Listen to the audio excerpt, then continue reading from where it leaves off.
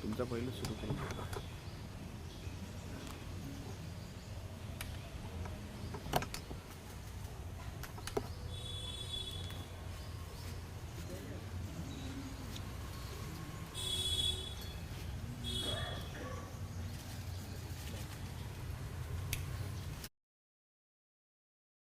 महानगर संघचालक जी,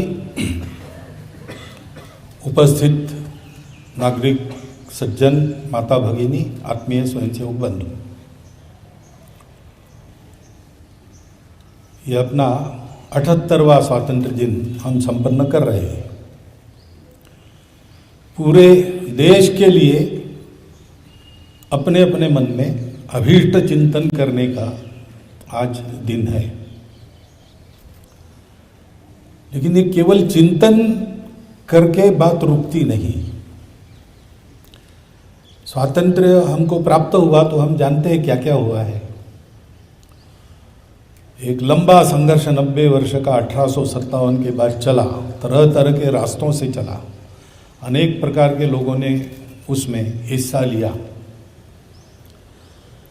तो हमारे लिए आज भी जो प्रातस्मरणीय प्रेरणादायक ऐसे चरित्र है,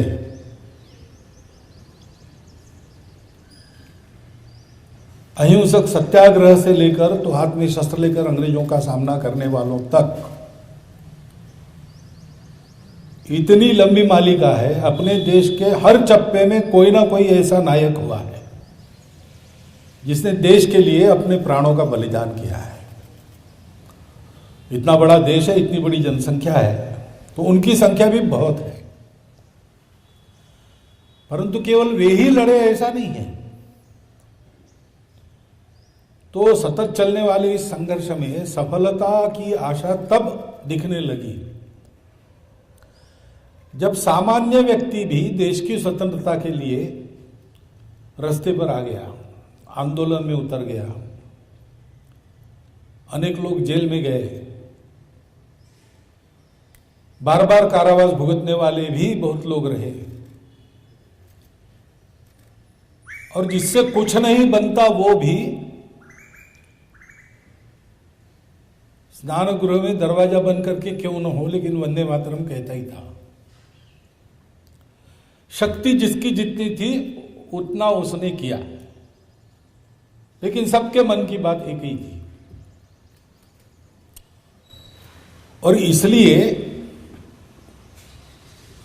देश में इस स्वतंत्रता के लिए बलिदान करने वाला समूह और उनके पीछे पक्का खड़े रहने वाला सामान्य समाज, ये दोनों बातें जब बनी तब हमको स्वतंत्रता प्राप्त होगी. उनका हम स्मरण करते हैं, उनकी पुण्य स्मृति को हम वंदन करते हैं. साथ में यह भी हम समझते हैं कि बड़ी मेहनत से जो स्वतंत्रता हमने पाई, वो पीढ़ी तो चली गई, लेकिन आने वाले पीढ़ियों के ऊपर इस स्वतंत्रता को स्व के रंग में पूर्णतः रंगना और उसकी रक्षा करना, इसका दायित्व होता है. क्योंकि विश्व में सदैव ऐसे लोग रहते हैं जो अन्य देशों पर वर्चस्व चाहते हैं. उनसे रक्षा भी करनी पड़ती है, सतत सजग रहना पड़ता है.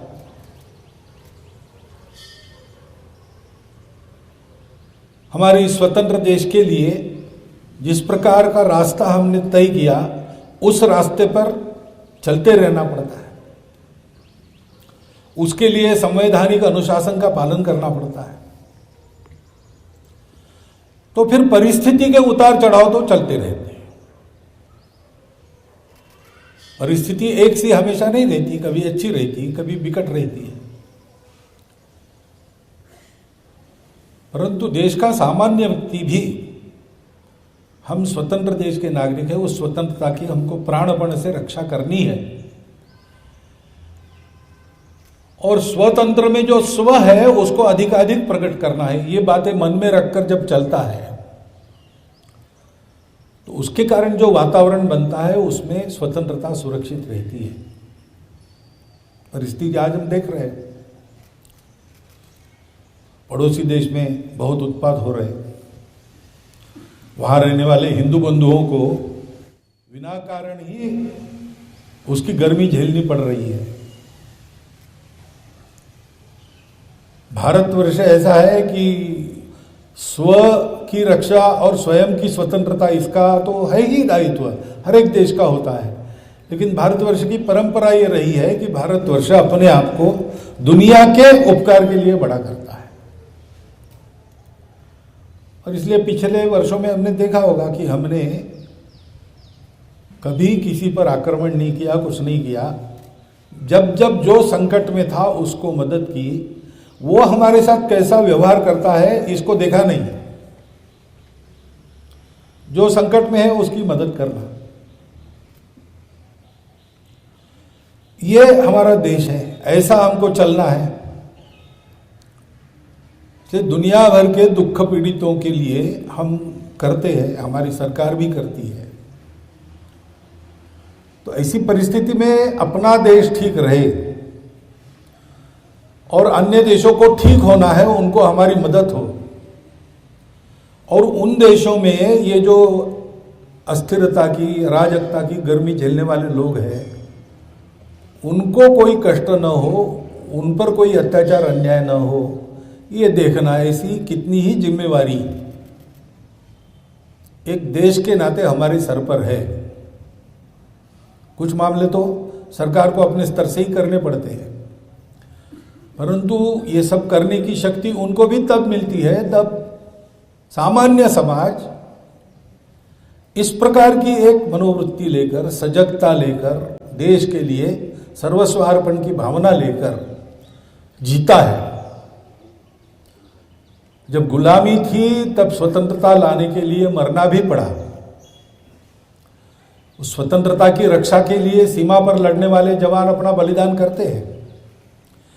उनके प्रति कृतज्ञता मन में रखकर, उनके परिवार देश में है, उनको सब प्रकार से सुस्थिर रखना, उनकी चिंता करना, वो सीमा पर जागते रहते हैं क्योंकि हम सुख से सो सके, तो उनके परिवारों की अनदेखी ना हो, इसकी चिंता करना, स्व क्या है समझकर उसका अधिकाधिक आचरण करना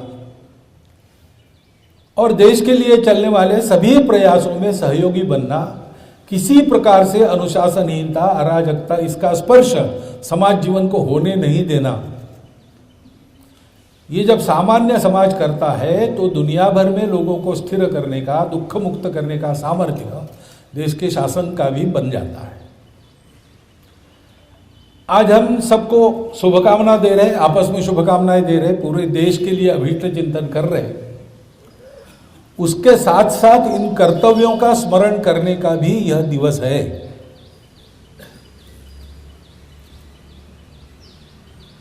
अनेक बलिदानों से ये स्वातंत्र्य हमने अपने लिए पाया है, लंबे समय के बाद पाया है। तो उसको ऐसे वैसे में इधर उधर होने न देना, ये हम सब का नागरिक के नाते, इस देश के समाज के घटक के नाते, आबाल वृद्ध महिला पुरुषों का सबका कर्तव्य है। उस कर्तव्य पथ पर अग्रसर होने के लिए हमारे जीवन में जो छोटी छोटी बातें ठीक करके, व्यवस्थित करके हमको चलना पड़ता है, उसको समझकर हम उस जीवन यापन का प्रयास करें, ऐसी एक आशा, विश्वास और विनंती आप सबके सामने रखता हूं और मेरे 4 शब्द समाप्त करता हूं। वंदे मातरम, वंदे मातरम, सुजलां सुफलां मलयज शीतला सत्यश्यामला मातरम् वन्दे मातरम् शुभ्रज्योत्स्ना पुलकितयामिनी फुल्लकुसुमित द्रुमदल शोभिनी सुहासिनी सुमधुर भाषिणी सुखदा वरदा मातरम् वन्दे मातरम् कोटि कोटि कंठ कल कल निनाद करारे कोटि कोटि भुजैर्धृत खर कर भाले अबलाकेन मारेतवरे बहुबलधारिणी नमामि तारिणी त्रिपुरमारिणी मातरम् वन्दे मातरम् तुमि विद्या तुमि धर्म तुमि हृदि तुमि मर्म त्वं हि प्राणाः शरीरे